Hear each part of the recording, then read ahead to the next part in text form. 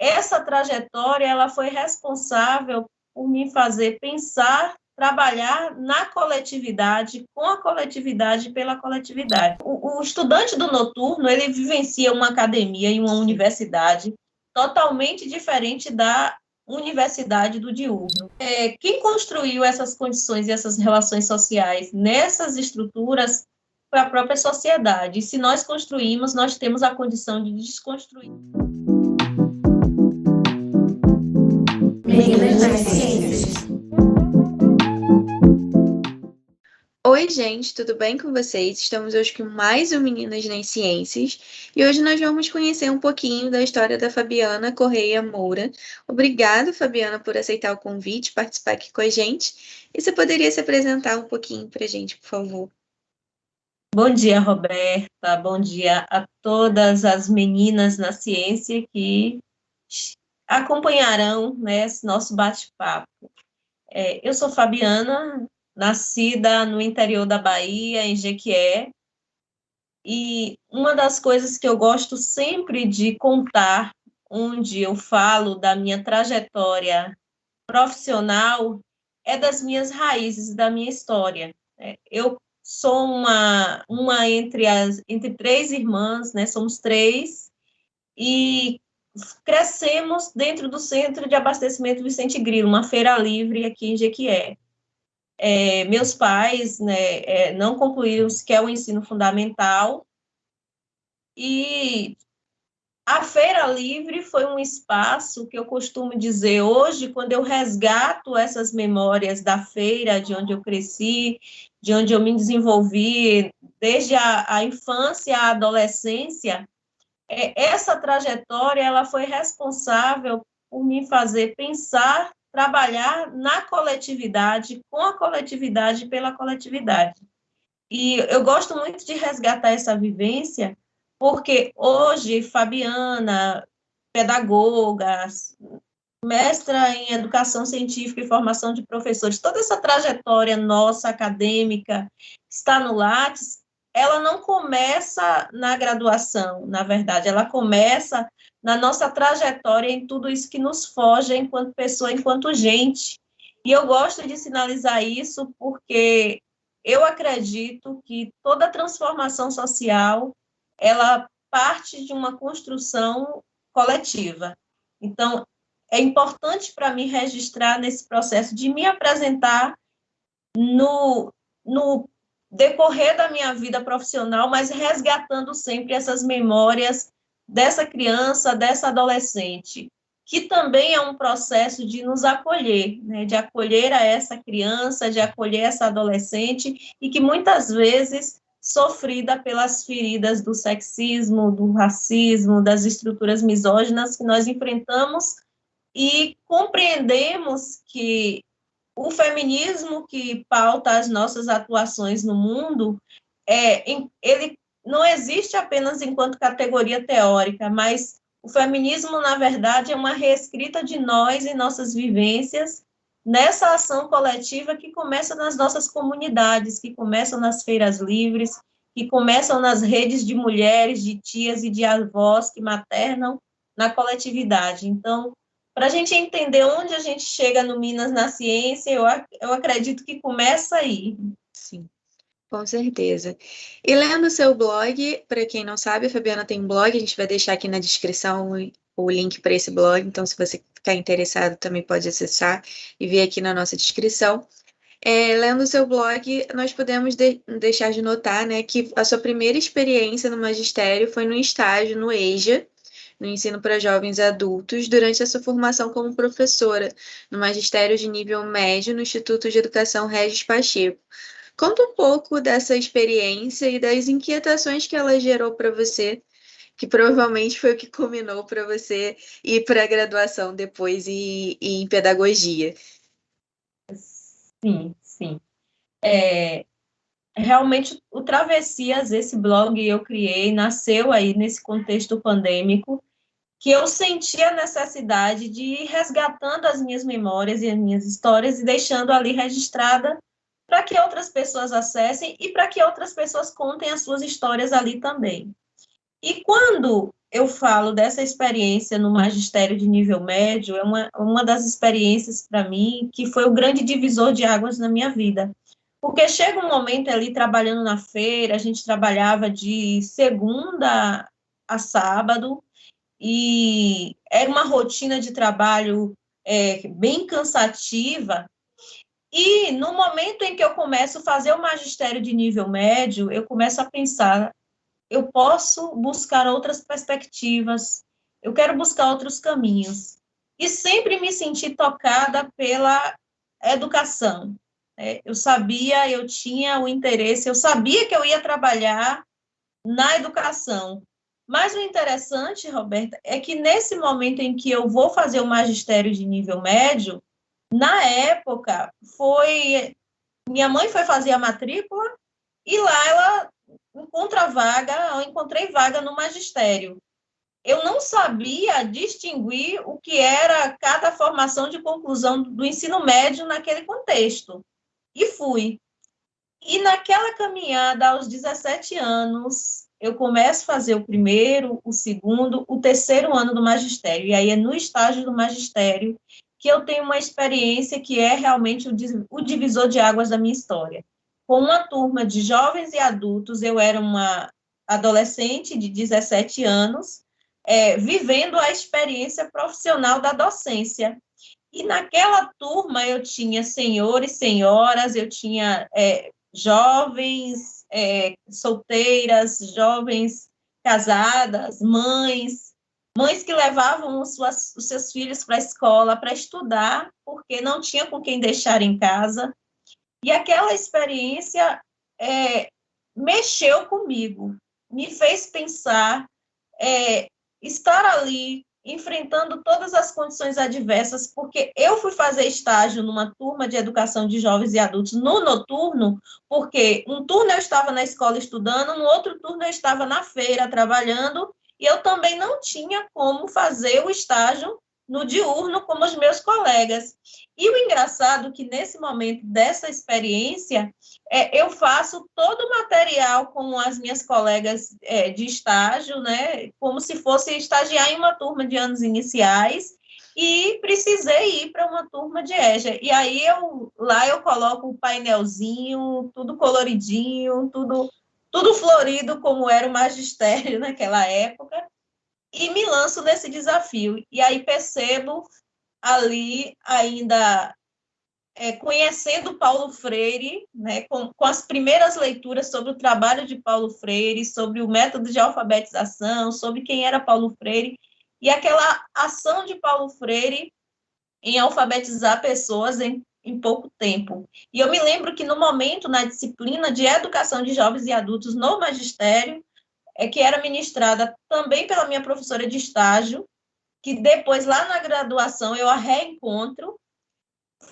Foi nesse processo que eu entendi, ao ler Paulo Freire, que eu precisava me conectar com esse lugar de ação transformadora, revolucionária, e que a educação libertária, essa educação não bancária, era o caminho que eu precisava encontrar para gerir as revoluções que eu gostaria de fazer, primeiro em mim, nas pessoas e nas comunidades com as pessoas com quem eu convivia.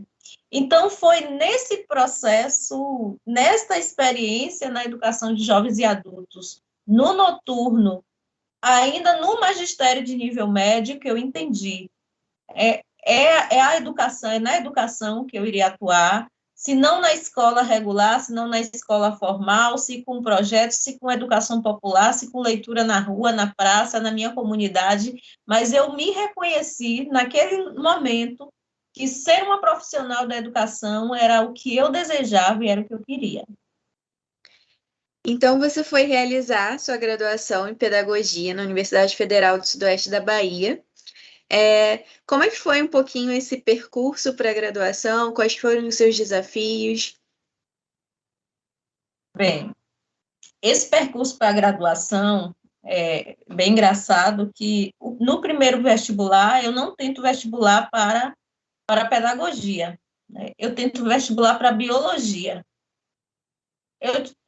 sempre tive uma relação com a área, com o campo das ciências e sempre gostei. E, em primeiro momento, tentei para biologia e não passei, não fui aprovada. Então, no ano seguinte, eu me lembro que eu fui fazer a inscrição novamente, né? Fiz o pedido de isenção na universidade, que era as primeiras políticas sociais que nós tivemos, era essa da isenção, a isenção da taxa de inscrição. E aí, quando eu fui contemplada, eu me lembro que eu fui encaminhada para os Correios para fazer a inscrição no vestibular. E fui ler o manual do candidato. E na leitura do manual do candidato, que estava ali em cima do balcão, quando eu comecei a ler a formação, o que compunha a formação do pedagogo, qual era a atuação, eu parei ali, eu disse, não, eu não posso mais me inscrever novamente para biologia, eu preciso me inscrever para pedagogia, porque é nesse lugar aqui mesmo é o que eu quero, é onde eu vou me encontrar, e essa experiência de sala de aula, de vivência, vai ser importante para mim. E aí, foi naquele momento, então, que eu decido, fiz a inscrição para o vestibular, e entro na universidade em 2003, para cursar pedagogia. Isso eu concluo o ensino médio em 1999 e fico nesse processo aí estudando, tentando, fazendo cursinhos pré-vestibulares comunitários e tentando. E aí tentei biologia, não deu certo. Quando eu li o manual de inscrição, vou fazer pedagogia, e aí foi quando eu ingressei na universidade no noturno, para ser uma estudante noturna também, e compreendia cada vez mais, né, a identidade, né, institucional que o estudante do noturno, ele vivencia uma academia e uma universidade totalmente diferente da universidade do diurno. E assim, o que me inquietava muito era perceber que muitas vezes os nossos professores e a própria academia, ela era pensada como uma universidade única, com as mesmas condições, as mesmas propostas que se faziam para o estudante digamos, da turma de pedagogia do matutino, muitas vezes era a mesma proposta que ia se desdobrar para a turma de pedagogia do noturno. Porém, a universidade não reconhecia, e às vezes, pelas próprias condições estruturais e históricas que a universidade se funda ainda, a gente sentia muita dificuldade de administrar, né, trabalhar, né, porque aí eu saio, quando eu termino o magistério, eu saio da feira e vou trabalhar nas escolas particulares, vou trabalhar em outros espaços e estudar à noite, né, estudando à noite. E aí entro na universidade estudando à noite e entendo que a minha condição, né, de leitura, de aprofundamento, de participação na iniciação científica, de monitoria, não iria, eu de cara já entendi que não iam ser as mesmas oportunidades que uma pessoa que estudava, de repente, no diurno e não trabalhava, né, o que tinha a família que dava condições econômicas para aquela pessoa estar ali no diurno, né, e muitas vezes a gente do noturno, eu digo assim, 100% da minha turma trabalhava e estudava. Então, um dos grandes desafios que a gente percebeu, e eu percebo até hoje, nessa nossa formação acadêmica, que para mim, na época da formação em pedagogia, administrar essa condição socioeconômica, né? A gente não tinha, em 2003, ainda políticas públicas tão amplas, né, efetivadas para as classes menos favorecidas, para as pessoas, para as mulheres, principalmente, que viviam nas comunidades em situações de vulnerabilidade socioeconômica, que não tinham condições mesmo de arcar, né, só estudar, tinha que angariar a sobrevivência e continuar o processo de formação. Então, eu acredito que um dos grandes desafios, inclusive para mim demorar de me inserir na iniciação científica, foi justamente essa realidade, essa condição. E após a sua graduação, você realizou um aperfeiçoamento em gestão escolar no Centro Científico Conhecer e uma especialização em gestão e educação ambiental nas Faculdades Integradas Ipiranga. Conta um pouco para a gente sobre essa fase da sua formação, buscando se especializar mais ainda. Pronto. É engraçado que essa fase da especialização, que vem logo após ali o término da graduação, no último ano, em 2007, eu sou aprovada num concurso público para a rede municipal de Poções, que é um município a 90 quilômetros aqui de Jequié. E aí, na época, né, eu e outras colegas nos mudamos para esse município, moramos lá por um bom tempo, e fomos trabalhar nas escolas do campo. O concurso público foi para a zona rural, para a educação do campo. E quando fui trabalhar na educação do campo, aí, logo que eu termino a graduação, o interesse de estudar essa área de gestão escolar, porque a gente começa a pensar na possibilidade do pedagogo sair da graduação e ir para a função de coordenador pedagógico, ir para a função de gestão, mas, na verdade, hoje eu entendo que viver primeiro a sala de aula, o chão da escola, é uma etapa fundamental nesse nosso processo de formação, e que muitas vezes sair da graduação para essa função de gestão, para essa função de coordenação, exigia uma especialização e um conhecimento maior, e, sobretudo, a experiência. Aí eu fui fazer esse aperfeiçoamento em gestão escolar, e quando eu sou inserida numa escola do campo, tinha um projeto de educação, um programa de educação ambiental do Senar, que foi o programa Despertar, e que trabalhava com educação ambiental nas escolas. Aí eu me encantei ali por aquele programa, por aquele projeto, porque a ação não era apenas de orientar os meninos a respeito das práticas sustentáveis, da questão do lixo, da preservação do verde, mas era também um trabalho, uma proposta de cunho de responsabilidade social, da gente entender a questão ambiental como uma questão em que todos nós estamos inseridos. E aí, nesse processo de que eu começo a trabalhar com esse programa, a prefeitura me coloca na função de educadora ambiental também dentro dessas escolas e dentro do programa. E aí a gente começa a fazer rodas de leitura com as crianças, oficinas, trabalhando desde a educação infantil, os anos iniciais, essa compreensão sobre as questões socioambientais, o que é o meio ambiente, o que é que nós entendemos por meio ambiente, e vamos para aquela lógica de nós sermos parte do planeta, o planeta fazer parte de nós. E aí eu entendi, vou fazer uma especialização nessa área, nesse campo, para me instrumentalizar melhor. E aí foi nessa especialização que eu aprendi a elaborar projetos, né, nessa perspectiva mais técnica para educação ambiental nas escolas, para projetos de educação ambiental em empresas, em comunidades, e eu senti essa necessidade em virtude do contexto que eu estava vivenciando. E aí essa etapa formativa, né, dessa especialização, foi ela também que me aproximou aos poucos do objeto de estudo, do objeto de pesquisa. Foi ali que eu comecei também a me inquietar sobre o que pesquisar no mestrado. É que eu queria fazer um mestrado e como esse objeto ia nascer. E eu sempre pensei a pesquisa, mesmo antes de ler os referenciais teóricos que eu li a respeito da pesquisa já no mestrado, eu sempre tive comigo que não só a pesquisa, mas que tudo que a gente faz na vida tem que ter um propósito que conversa com a nossa existência, com aquilo que a gente sente, com aquilo que a gente vivencia. E assim foi quando eu fui fazer essa especialização em educação ambiental, eu estava ali mergulhada em uma vivência, e fui trabalhar em uma comunidade rural, e eu acredito que esse processo formativo é também desdobramento dessas escolhas que a gente faz em torno de um propósito existencial. Então, eu vejo muito por essa perspectiva. Você falou uma coisa importante em relação à pedagogia, já quererem jogar para cargos de gestão. Eu fiquei pensando um pouquinho na minha situação, porque eu sou formada em licenciatura em biologia, então era para eu ter essa vivência do chão da escola. Só que eu acabei indo para o caminho da academia, então, tipo, acaba todo mundo se tornando muito natural. Você vai fazer mestrado, doutorado, e você vai fazer concurso para ser professor da faculdade. Só que eu ainda tenho esse pensamento, eu quero vivenciar ainda a escola.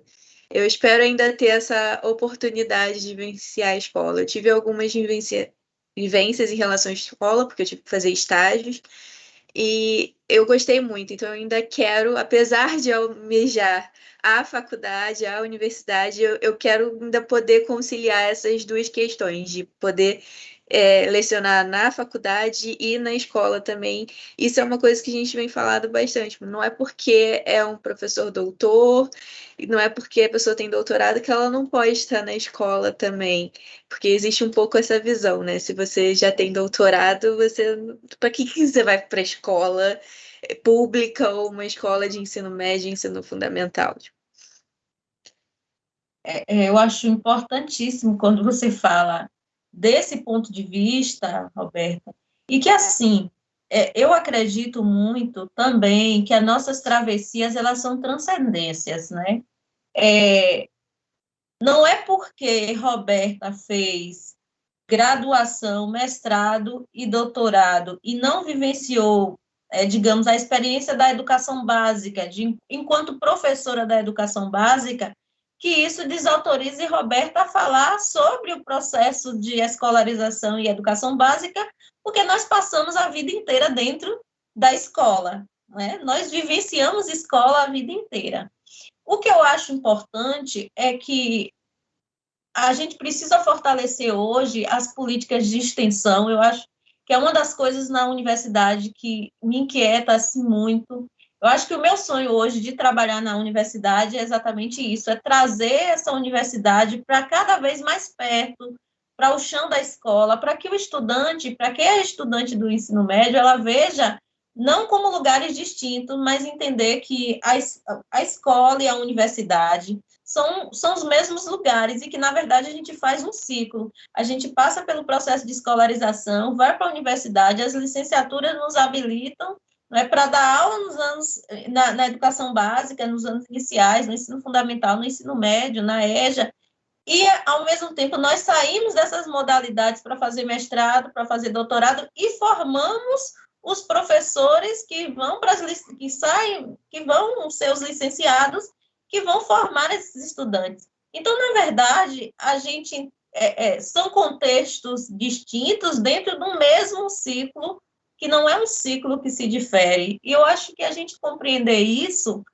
a gente torna a extensão uma coisa não que vai nascer da universidade, mas a extensão é o lugar para que essa universidade ela se faça mais viva na escola pública, né, no chão da escola. Então, eu acredito que é isso. O fortalecimento da extensão vai permitir esses encontros com Roberta, que saiu da graduação, fez o mestrado e o doutorado, com quem foi para o chão da escola, com quem está vivenciando a licenciatura e a sala de aula.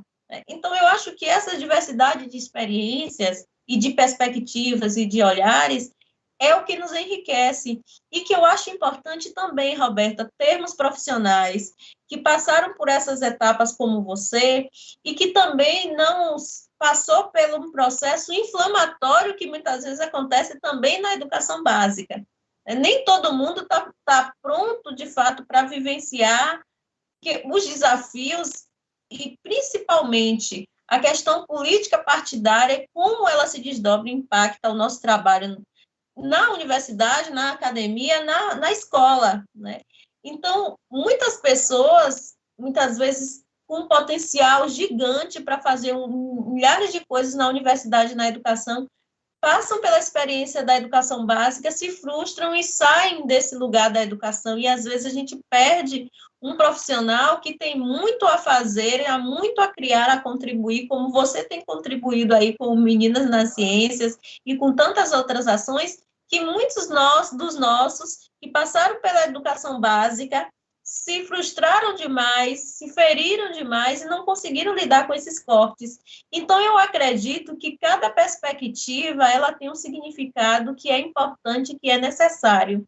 Então, é necessário, sim, de quem vivencia a graduação, o mestrado e o doutorado, para tecer outros caminhos e outras perspectivas sem os mesmos cortes e as mesmas dores, com outras dificuldades, com outros desafios, e quem passa por cá também pela outra margem do rio. Eu gosto muito da escrita de Bell Hooks, né, quando ela escreve Teoria Feminista da Margem ao Centro, porque, inclusive, é um livro que está aqui, né, na minha mão, O que eu gosto quando ela fala dessa questão das margens ao centro é a gente entender que nesse processo cada pessoa, cada mulher vai vivenciar suas experiências e sua historicidade de uma perspectiva diferente, mas que isso não significa que na correnteza das águas do rio a gente se misture, né? A gente esteja ali nas encruzilhadas.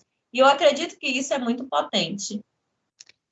E você também realizou uma especialização em Direitos Humanos e Democracia pela Universidade Estadual do Sudoeste da Bahia.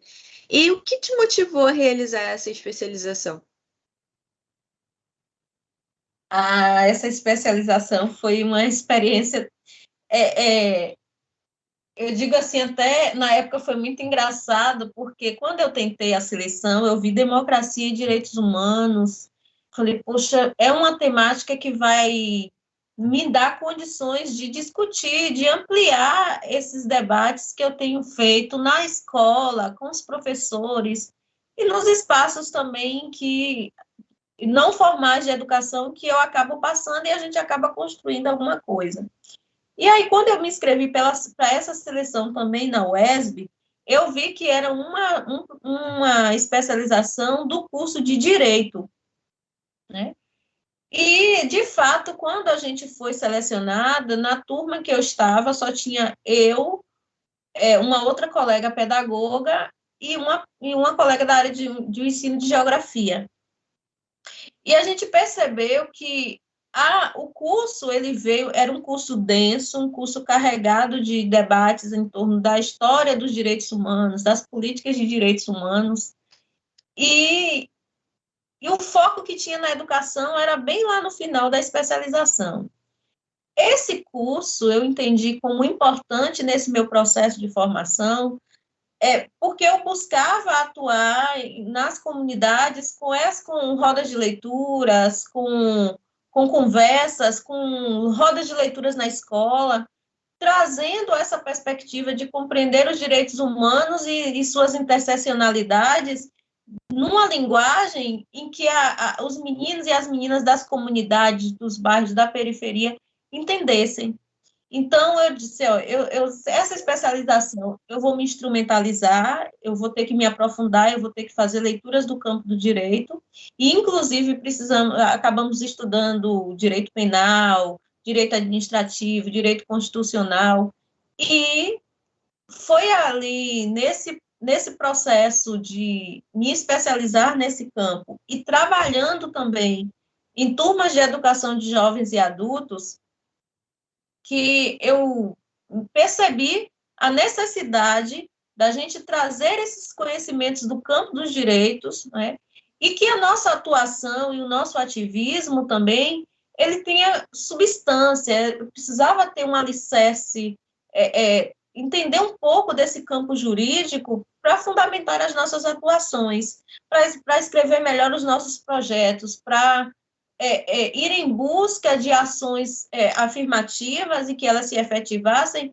a partir do campo do direito mesmo. E aí é onde eu me lanço nessa especialização, que foi uma experiência para mim importante, porque nessa especialização eu resgato um pouco da historicidade da feira, porque o trabalho de conclusão que eu faço, que até hoje eu me cobro porque eu não publiquei nada ainda relacionado a isso, eu faço uma pesquisa na Feira Livre, né? Como eles se entendem enquanto feirantes, enquanto sujeitos de direito dentro da Feira Livre. E aí eu resgato a minha historicidade, eu falo a partir daquele lugar que me formou. Então, essa foi uma experiência que, para mim, foi muito importante, não só em termos de formação acadêmica, mas também dessa reconexão com as minhas memórias e de fazer um trabalho e de entregar, tanto que no final do curso, quando eu termino a especialização, na época, eu procuro a prefeitura municipal e digo, olha, nesse documento, nesse trabalho aqui, eu pontuo algumas questões, né, tanto da história da feira, mas também de como a gente pode tornar esse lugar um lugar que assegura dignidade e direitos humanos para essas pessoas que estão neste lugar. Então, eu me senti também devolvendo a Feira Livre àquelas pessoas tudo que eles me oportunizaram a vida inteira. Só não publiquei ainda, preciso publicar. Chegamos, então, na sua formação do mestrado, que foi em Educação Científica e Formação de Professores. Conta aí pra gente um pouquinho de como foi esse período do mestrado, como foi se inserir ainda mais nesse ambiente acadêmico, no mundo acadêmico. Pronto, vou tentar resumir aí, porque eu tenho uma história muito grande que eu conto lá no blog, mas que eu vou fazer um resumo de como foi essa minha entrada no mestrado, como nasce também o objeto de pesquisa. Como eu vou ensinar, né, em turmas de educação de jovens e adultos, na etapa correspondente ao Fundamental 2, né, o que chamava-se na época de Eixo 2 da EJA, no município de Poções, me entregam algumas disciplinas, porque a gente acaba trabalhando com diversas disciplinas, por conta dessa ausência de profissionais formados na área. Isso lá em Poções era muito forte ainda em 2008, 2009, 2010, e esse período de 2010 a 2011 é onde eu começo a trabalhar com turmas de educação de jovens e adultos, com disciplinas com matérias específicas, história, com geografia, substituindo professores, né? Era sempre em substituições.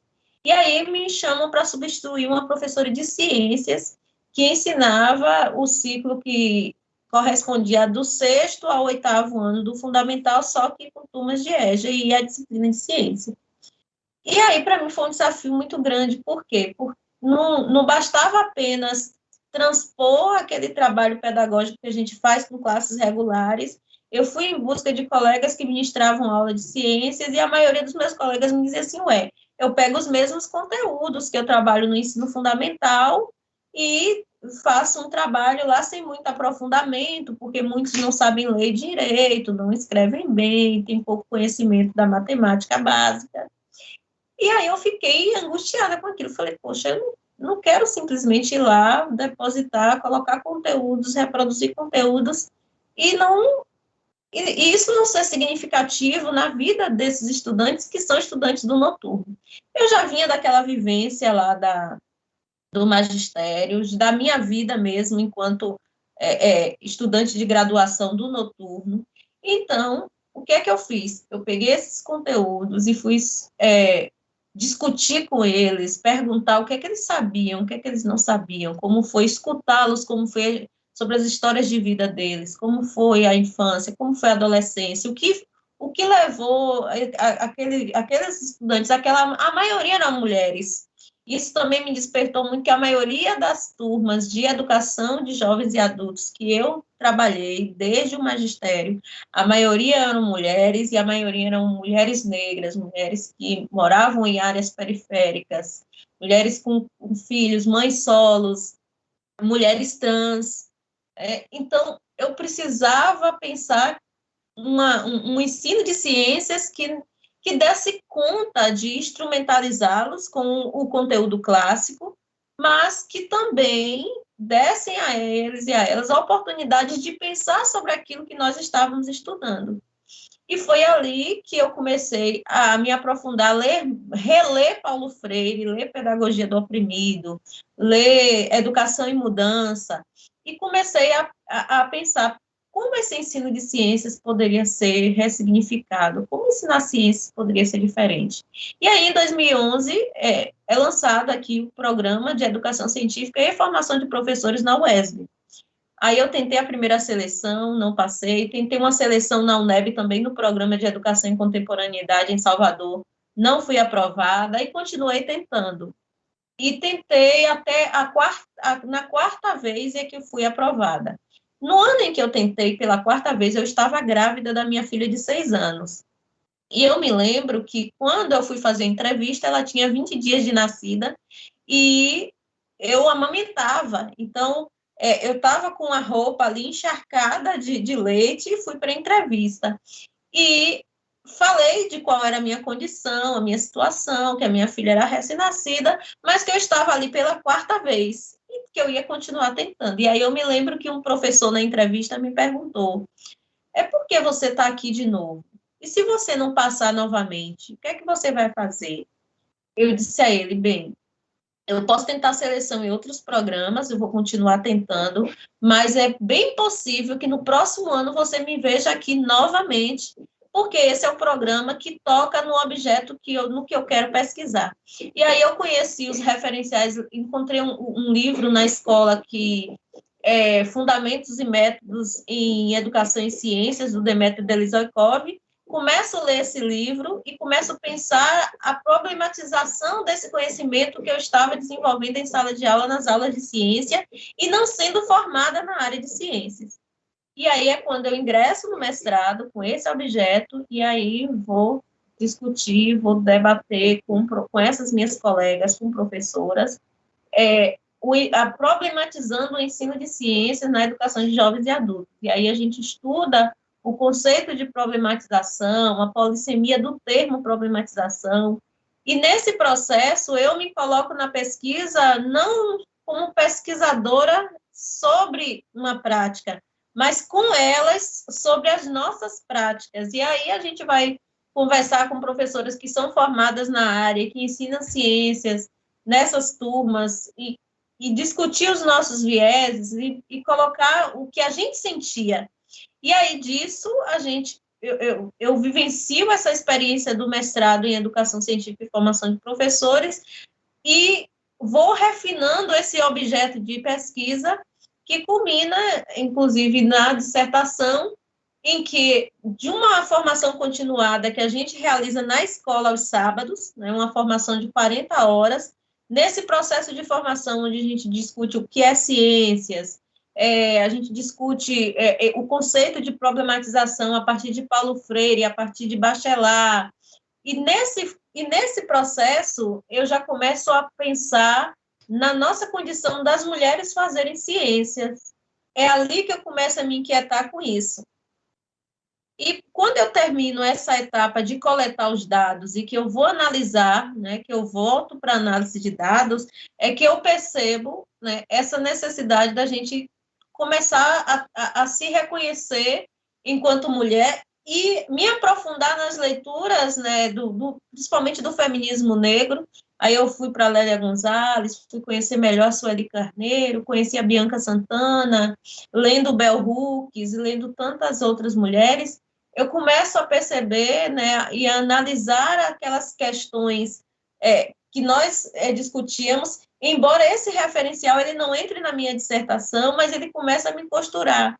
E aí, quando eu levo para a minha orientadora, ela disse, olha, nós não vamos fugir do foco, porque a gente tem pouco tempo, essas inquietações suas aí, lá no futuro, você leva para o doutorado, mas agora a gente vai focar na conclusão da sua dissertação.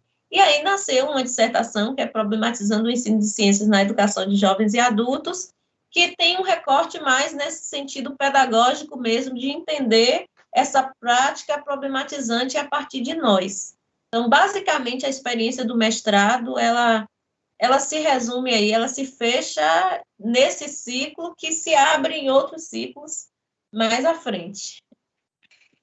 E eu queria saber de você como é que é se aprofundar nos seus estudos sobre educação, formação de professores, mas ao mesmo tempo saber que ambos ainda são tão poucos valorizados e o que você acha que falta para a educação e a ciência receberem o seu devido respeito?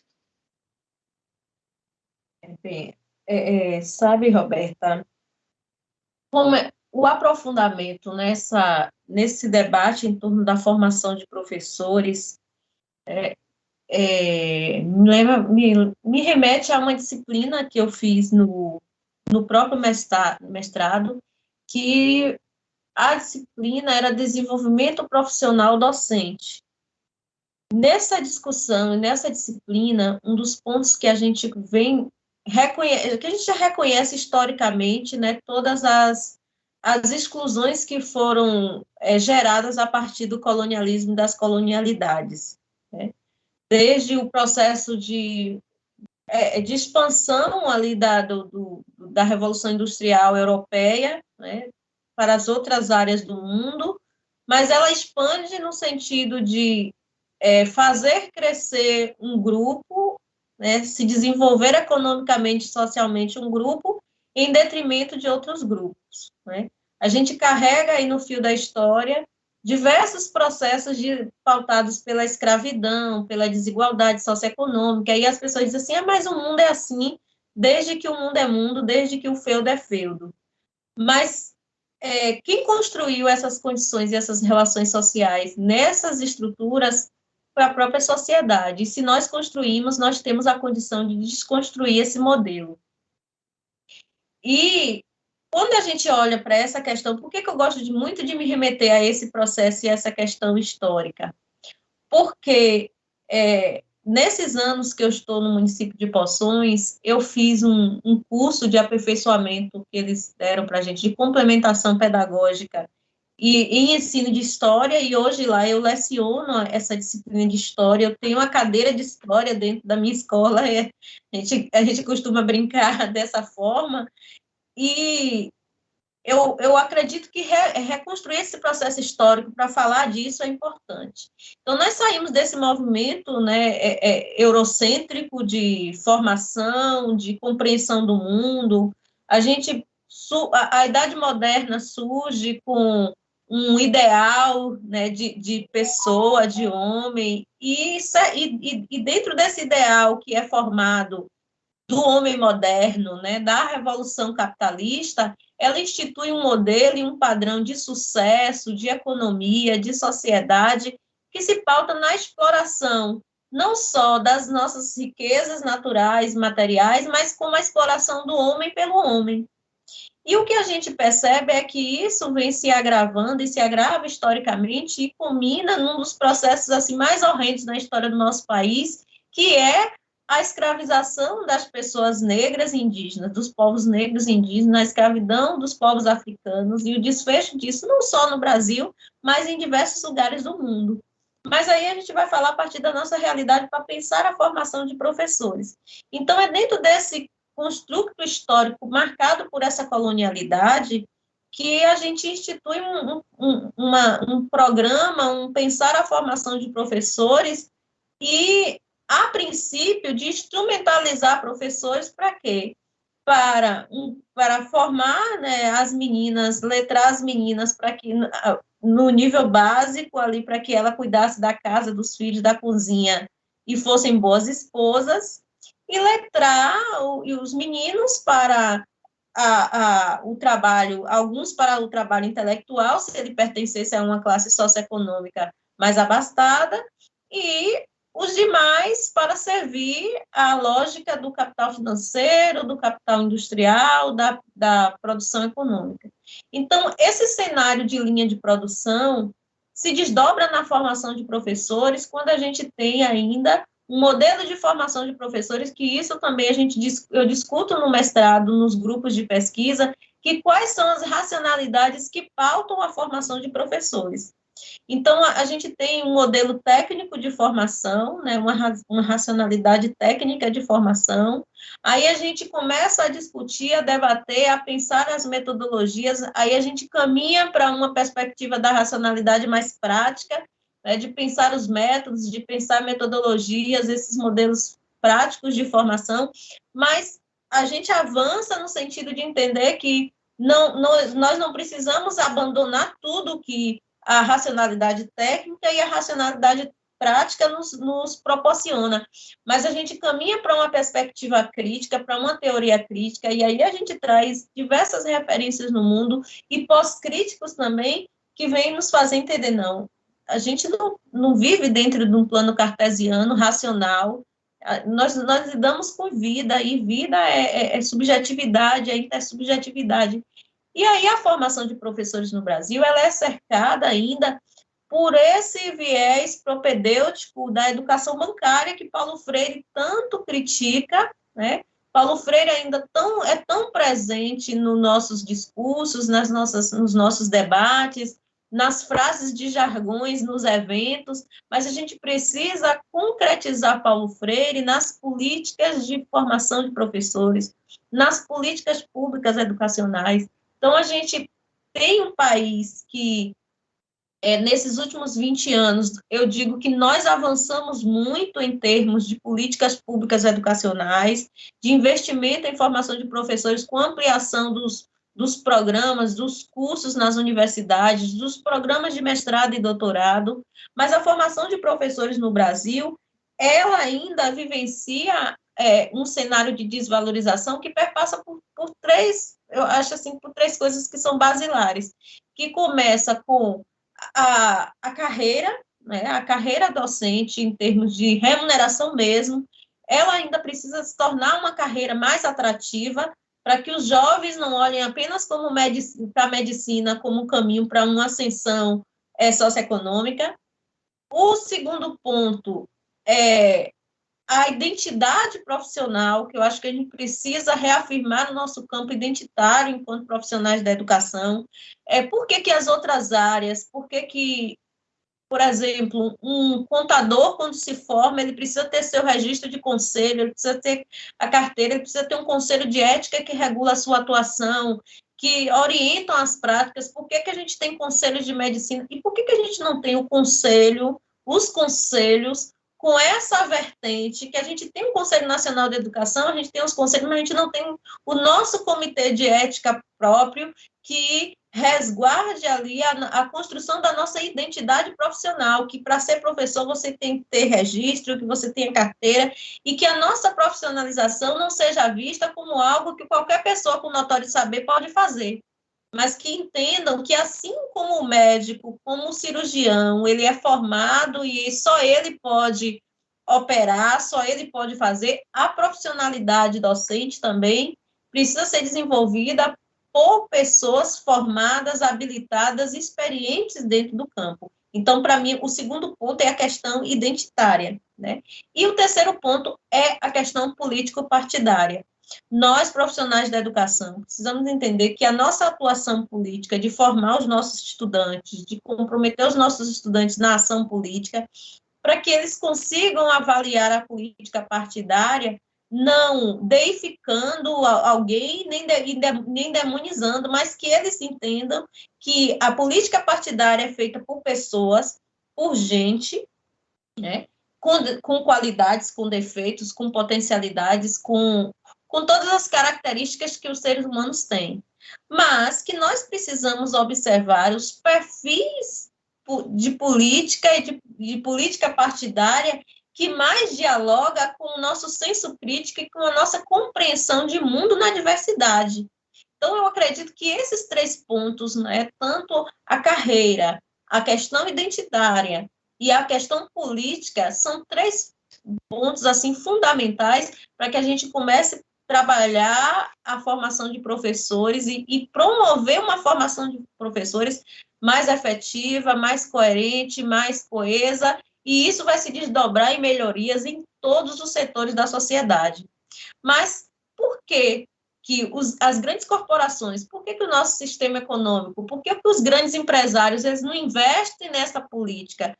Porque é muito mais interessante eu ter uma massa de manobra ali para manipular, para manter o voto de cabresto, para fazer com que a política partidária seja vista pela maioria da população e, sobretudo, pela população sem educação formal, sem esclarecimento, sem conteúdo, como algo que você precisa anular ou votar branco, porque você não quer se envolver, porque é sujo, porque a política partidária é suja. Então, quando nós não temos a participação da massa, da comunidade, pensando, refletindo, se inquietando, os grupos, né, a gente passa de geração a geração e os mesmos corpos, os mesmos grupos, as mesmas classes socioeconômicas ocupam os mesmos lugares, reproduzindo as mesmas desigualdades de sempre.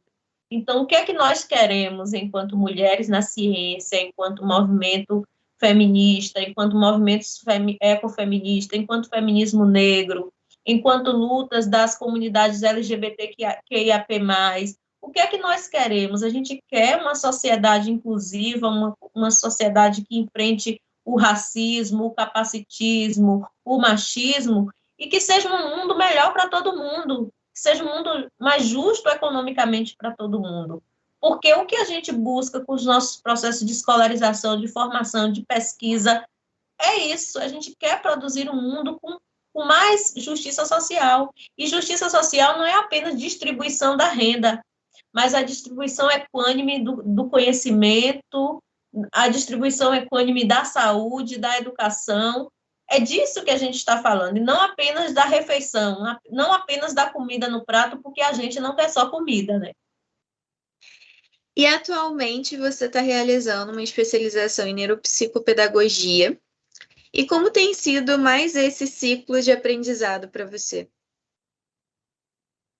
Bem, olha só, como é que eu entro agora nesse campo de neuro, né? Começo a estudar essa parte do campo da psicopedagogia. Eu tenho um sobrinho, né, diagnosticado com autismo e com deficiência intelectual. Ele tem 10 anos, e nesse período, desde que ele nasce, né, eu começo a estudar o campo para entendê-lo melhor e ajudá-lo também.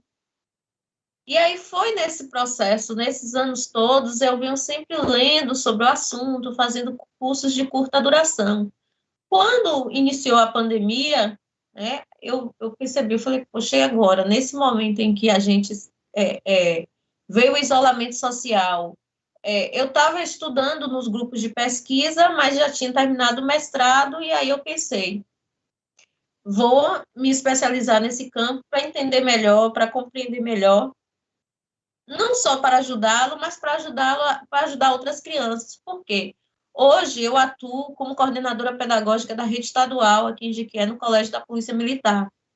E nós vivenciamos muitos processos de dificuldades, transtornos, dificuldades de aprendizagem, mas também temos estudantes, meninos e meninas com múltiplas deficiências, com TDAH, temos estudante cego. Então, para me entender como a minha abordagem, enquanto coordenadora pedagógica, para compreender melhor esses processos de formação dessas crianças e contribuir na instituição em que eu trabalho, foi também o que me motivou a estar estudando, a estar me especializando dentro desse campo. E acredito que pode ser que no futuro, né, eu consiga desenvolver um espaço de atuação mais preciso dentro da instituição, com essa especialização, focando num atendimento e numa atenção maior, né, em coordenar ações de atenção maior a essas crianças, uma vez que o atendimento educacional especializado em uma escola inclusiva é um direito de todos, é um direito constitucional, e ao contrário do que diz o nosso ministro da Educação, de que essas pessoas e de que esses estudantes eles estão lá para atrapalhar, não, eles estão lá para nos fazer aprender mais, a nos fazer melhor, a potencializar a nossa capacidade de conviver, de aprender com a diversidade e de entender que esse padrão dito normal que nós forjamos e entendemos na verdade, um construto social que se pauta nas exclusões. Né? Quando eu delimito que esse é o padrão, eu quero excluir os demais, e a gente não quer a escola como esse lugar para definir padrões. A gente quer uma escola onde todas as pessoas, com suas condições diversas, estejam ocupando esse lugar e esses espaços. As escolas, universidades, a ciência, os laboratórios, precisa ter diversidade, e essas pessoas têm muita capacidade intelectual, têm muito a nos ensinar. Então, se a gente tira da escola essas pessoas especificamente, e a gente delimita quais são os corpos que devem estar ali dentro daquele espaço, daquela escola, eu não consigo ver nenhuma outra lógica que orienta a atuação de uma pessoa, principalmente de uma pessoa que está numa função política de tanta importância, que não seja a lógica do nazifascismo. Não consigo ver. E como pedagoga, agora se especializando em neuropsicopedagogia também, e como mãe também, eu queria que você pudesse dar a sua opinião sobre o ensino remoto agora durante a pandemia, principalmente em relação aos ganhos e às perdas para as crianças menores, né? Que a gente sabe que essas crianças menores têm grandes dificuldades com esse ensino remoto. Olha, Roberta, como mãe, né, eu tenho duas meninas, tenho uma de 6 anos, uma de 3. Na época, a mais nova, ela não foi para a escola ainda, né, a mais velha já estava no processo de alfabetização. Quando a pandemia ela se instaurou e e a gente percebeu, e a OMS emitiu parecer, e as escolas fecharam, é lógico que surgiu uma preocupação muito grande, né? Como é que a gente vai mediar, como é que a gente vai trazer essas crianças, como é que a gente vai trazer essa turminha menor para perto. E se a gente disser que nesse processo de implementação do que a gente chamou de ensino remoto emergencial, ensino não presencial, eu acredito que a vida, o direito à vida, ele está acima de todos os outros direitos constitucionais. E que o direito à vida foi o primeiro direito a ser pensado, a ser preservado dentro desse processo pandêmico que os políticos, o Estado, a própria ONU, a própria OMS, a gente não sabia de fato como agir. Né? A gente vem estudando, pesquisando, explorando possibilidades e começamos a compreender, inclusive, o comportamento do vírus e uma série de coisas que foram surgindo no processo de pesquisa mesmo e da atuação viva da ciência e da universidade. Eu acho que é importante a gente registrar isso. E aí, como isso se desdobra no ensino remoto? Nós começamos sem conhecer praticamente plataformas nenhuma eu digo que a gente tinha uma experiência como estudante, eu já trabalhava com o Google Sala de Aula, mas não com essa dimensão de se tornar, de fato, o nosso espaço como extensão da escola. E aí veio as crianças pequenas, veio a educação infantil. Eu acho que esse foi um dos momentos em que a solidariedade, enquanto ação política e coletiva, ela se fez necessária. Por quê? Porque algumas jornadas pedagógicas que eu passei em alguns municípios, virtualmente e presencialmente, nesse último ano de pandemia e esse início de ano, foram inúmeras alternativas, foram as rádios, as FMs das cidades que criaram um programa para que as crianças escutassem uma contação de história, um professor que gravava uma contação de história ali em um podcast, um áudio no WhatsApp e enviava para um FM para que aquela história fosse contada para aquela escola, para aquele aluno, para aquela comunidade, que era a voz da sua professora, que não era a outra voz. Eles poderiam assistir N coisas no YouTube, mas quando eles escutavam na rádio a voz da sua professora, eles ligavam o rádio lá naquela zona rural distante para escutar a voz da professora. Então, foram inúmeras alternativas que foram criadas em tempo recorde, porque os professores no Brasil mostraram um potencial e uma criatividade muito grande, mas também nós escancaramos um cenário que vem sendo denunciado há séculos, que é das profundas desigualdades que afetam a educação no Brasil e, sobretudo, a educação pública. E essas alternativas que foram sendo construídas, que foram sendo traçadas para o aluno que tinha internet, para o aluno que não tinha internet, para o aluno que não tinha acesso ao básico, que era a alimentação, os municípios, os estados, eu acho que cada um, de alguma forma, foram criando essas estratégias. E aí, foi o grande desafio para as famílias, foi como lidar com essa rotina de estudos em casa, né, dessa criança estudando em casa. Os pais precisaram se adaptar, se adequar, mas a gente sabe que são realidades diversas. Teve famílias que precisaram sair para trabalhar e deixar os filhos em casa com alguém.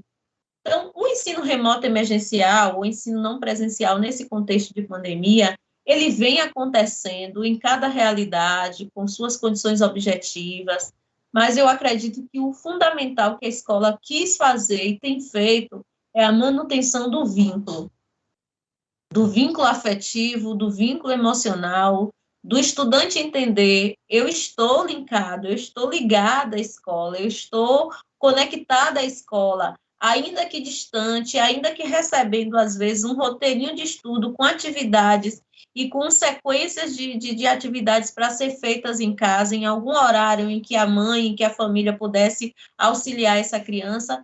Isso tudo já foi a escola nos mostrando, nós estamos aqui, nós estamos vivas. Então, a gente precisa registrar e enaltecer essa potência da educação e essa potência da escola pública em contexto de pandemia, apesar de todos os desafios que nos cercaram e que ainda nos cercam, porque a gente está aqui na Bahia, nós entramos na fase híbrida agora, né, que é essa fase semipresencial, de do tempo casa, tempo escola, mas estamos preocupados com os desafios futuros, porque nós iremos precisar de um investimento maciço em educação para recuperar essas aprendizagens, para ampliar as escolas, para ter um número menor de alunos por turma. A pandemia nos fez entender que não dá mais para a gente viver com as escolas públicas sucateadas, com 50 alunos dentro de uma sala, com menos de 100, de menos de 50 metros quadrados. A gente tem realidades como essas aqui na Bahia. Então, a gente percebe que o ensino remoto emergencial, ele tem sido uma alternativa, né, de fazer as escolas manter o vínculo socioafetivo, que é o que é fundamental para essas crianças da educação infantil e dos anos iniciais, mas nós também trabalhamos no sentido de criar estratégias e estruturas de manutenção do vínculo. E as plataformas digitais, o WhatsApp, os diversos aplicativos que nós temos, nós utilizamos e nós tentamos utilizar para chegar ao estudante. Seja o Instagram, seja o TikTok, seja o Facebook, tem professor lá fazendo alguma coisa e levando conteúdo para estudante. E eu acredito que isso foi, assim, um divisor de águas na história da educação do nosso país e do mundo. E você poderia compartilhar com a gente alguns dos seus projetos e atividades atuais? Pronto. Das atividades atuais, aí eu quero falar dessa camiseta que eu estou utilizando, que é do Minas na Ciência, que nasceu, né, de um projeto que submetemos à Residência de Aprendizagem Criativa, que foi pela Universidade, uma parceria com a Universidade Estadual do Sudoeste da Bahia e a Secretaria Estadual de Educação, Instituto Anísio Teixeira. Como esse projeto nasce? Como eu te falei, quando eu saio do mestrado, eu saio com todas essas inquietações e com essas leituras do feminismo, e sobretudo do feminismo negro. E aí, quando veio esse processo, esse início da pandemia, a Secretaria Estadual de Educação abriu, né, um programa de residências de aprendizagem criativa, em que nós montávamos as equipes para submeter um projeto, e se o projeto fosse aprovado, nós passaríamos por mentorias com profissionais que trabalham nesse campo das meninas na ciência, do STEAM, das tecnologias, da aprendizagem criativa. E aí nós submetemos um projeto na primeira rodada, não foi aprovado por questões da estruturação da proposta não está clara. Da segunda vez, nós submetemos e fomos aprovadas, e aí foi que nasceu o que nós chamamos hoje de Clube, o Minas na Ciência Bahia, que é um projeto que visa trabalhar com as estudantes do ensino médio, as pesquisas autobiográficas de mulheres, né, na ciência, delas irem até as universidades, dela conhecer os laboratórios, dela conhecer os espaços de atuação de mulheres na ciência, delas fazerem essas atividades investigativas, e nesse processo de coleta de dados, de escutar essas narrativas, elas escrevam as histórias dessas mulheres. E a partir desse caminho de escrever essas biografias, elas se enxerguem também no processo de fazer ciência, de se inserir no campo da ciência, de conhecer a universidade. Quando nós lançamos um questionário inicialmente de inscrição para as meninas do ensino médio, muitas delas, algumas diziam que nunca tinham ido à universidade, que não conheciam a universidade. A gente, poxa, o UESB está ali, tanto projeto, tanta coisa que a escola faz, e você nunca foi. Não, eu nunca fui, não conheço a universidade. Então, foi aí que o Minas na Ciência surgiu, nesse contexto da pandemia, e aí a gente vem trabalhando com rodas de conversa virtuais, desde que a gente não teve a possibilidade de fazer ainda os encontros presenciais, mas a proposta, por exemplo, do primeiro encontro presencial, quando for possível, é iniciar com a leitura da obra que inspirou o filme Estrelas Além do Tempo, e trabalhar com Estrelas Além do Tempo com essas meninas, e dali elas começarem a buscar quem são essas mulheres com quem elas vão fazer as entrevistas, com quem elas vão coletar dados, com quem elas vão entender sobre ciência. E nesse processo também, nessas aulas que nós realizamos dentro do Centro Juvenil de Ciências e Cultura, que é onde o Minas da Ciência está linkado com outras professoras que organizaram, que fizeram a proposta do projeto comigo, a gente pensa que é importante, dentro desse lugar, a gente trazer esse conteúdo clássico que a escola trabalha, mas com outras abordagens, né? Com abordagens no campo da robótica, no campo da botânica, no campo da pesquisa mesmo. E o Centro Juvenil de Ciência e Cultura aqui em Jequié e na Bahia toda faz esse trabalho. E a gente articulou o clube, o Minas na Ciência, dentro desse espaço. Então, hoje eu venho trabalhando junto na coordenação pedagógica da rede estadual, trabalhando nessa perspectiva de estudar as narrativas autobiográficas de mulheres que produzem ciência, e nesse caminhar aí tem elaborado já o objeto de estudo e pesquisa para o doutorado, que é narrativas autobiográficas de mulheres negras nas ciências, com foco na Universidade Estadual do Sudoeste da Bahia. Então, o que eu pretendo nesse inteirinho aí? A gente fazer um levantamento, né, dessas mulheres, e por que as mulheres negras, Fabiana? Para a gente compreender essa categoria racismo estrutural no Brasil, a questão de como o racismo estrutural ele se desdobra em opressões sobre as mulheres e, sobretudo, sobre as mulheres negras. Esse fato da gente se entender negro, se entender na negritude, porque as pessoas às vezes dizem assim, mas você não tem uma pele tão retinta, mas você não é negro, olha os seus traços, olha a sua boca, mas na verdade, a nossa negritude que se institui em nós, ela é histórica, ela é étnica, ela é ancestral e ela é diversa. Então, a gente precisa se reconhecer dentro do processo de um país em que 50 se eu não me engano, mais de 50%, 58% de pessoas ou mais autodeclaradas entre negras e pardas. E essas universidades e esses espaços de poder, de pesquisa, não são ocupados por corpos negros e negras. A gente entende que o racismo estrutural, institucional, que perpassa e que fundamenta sobre todas essas condições estruturais de opressão, são também elementos que vão fazer com que muitas mulheres pretas não acessem a universidade, não acessem a academia, né? E, inclusive, quando nós submetemos a proposta para o Minas na Ciência, nós fizemos uma leitura de um artigo de um grupo de pesquisadoras que fizeram um estudo no Brasil. E esse estudo que elas fizeram apontou o quanto que na Bahia, né, e sobretudo no Nordeste, as meninas não se interessavam em trilhar as carreiras científicas, muitas vezes em virtude dessas condições estruturais que não nos são ofertadas, pela questão do machismo, do patriarcalismo, que ainda é muito forte.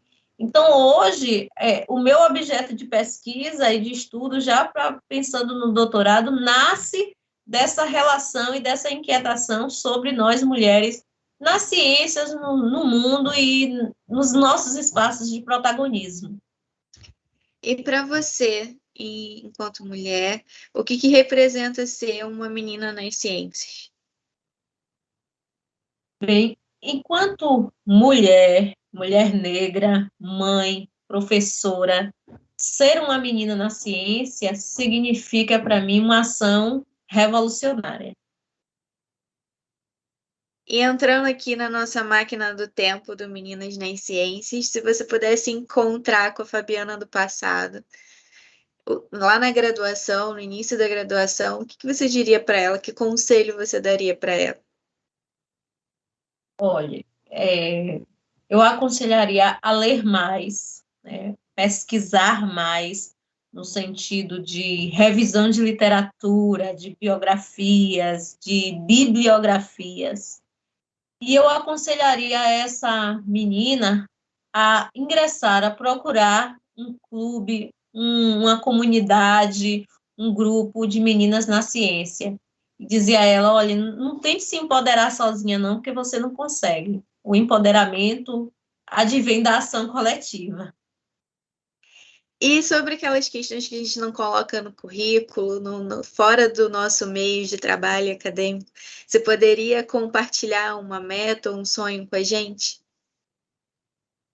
Olha, uma meta, assim, um sonho que eu tenho, que eu acho que não dialoga, talvez, ou dialogue com a nossa vida acadêmica, que eu acredito que nenhuma coisa se distorce da outra, mas um dos campos, assim, que eu gosto muito é das terapias integrativas complementares, né?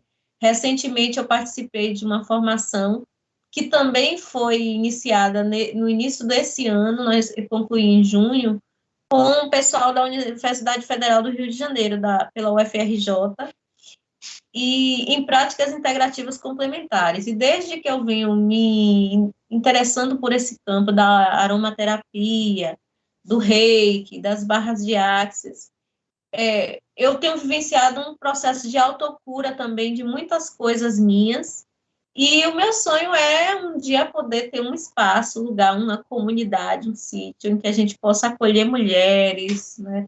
Ter mulheres recebendo essas práticas integrativas, compartilhando entre si. É um sonho que, não sei, que pode ser que aconteça um dia. Agora a gente vai para as nossas rapidinhas, eu vou falar algumas palavras e você tenta me falar o que representa para você em uma palavra ou frase. Começando por pedagogia. Pedagogia, formação humana, Escolas. escolas, esperança, Alunos. nós, todos nós. Meninas nas ciências. Ação revolucionária. E para finalizar o nosso vídeo, eu queria que você deixasse um recadinho para as próximas meninas que queiram seguir as suas carreiras nas ciências ou em qualquer outra área que elas sonhem estar. Queria que você deixasse aí um recadinho, um conselho para essas próximas gerações de meninas. Bem, o conselho que eu dou para essa geração de meninas, o que eu partilho é a partir de mim, da minha própria experiência. Amem mais a leitura, amem os livros, né? Gostem de ler. A leitura, ela ressignifica a nossa história, a nossa existência. Leiam mulheres, leiam livros escritos por mulheres, né? Pesquisem, leiam artigos científicos, e se for difícil, se tiver dificuldade, releiam. Busquem ajuda, converse com outras pessoas, dialoguem, se abram, exponham as suas dores, as suas limitações, as suas incapacidades, coloquem isso para fora e reconheçam que todos nós estamos em travessia, né? Estamos em processo o tempo todo. Então, que nós não nascemos prontas para sermos meninas na ciência, nós nos tornamos nesse processo de se reconhecer nesses espaços, e que esse espaço pertence a mim, pertence a você, pertence a todas as pessoas. E eu queria compartilhar um trecho, Roberta, desse livro, Teoria Feminista, da Margem ao Centro, da Bell Hooks, que ela diz assim: uma ideologia revolucionária só poderá ser criada se as experiências daquelas pessoas que estão à margem, que sofrem a opressão sexista e outras formas de opressão de grupo, forem compreendidas, discutidas e assimiladas.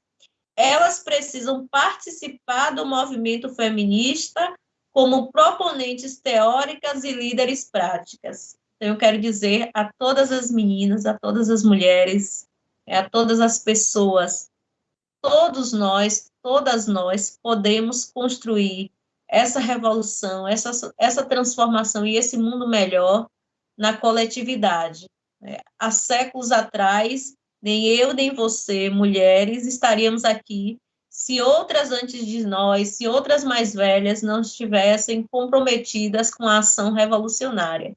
Então, que a gente se comprometa com a nossa ação revolucionária hoje, para que isso ecoe para as próximas gerações.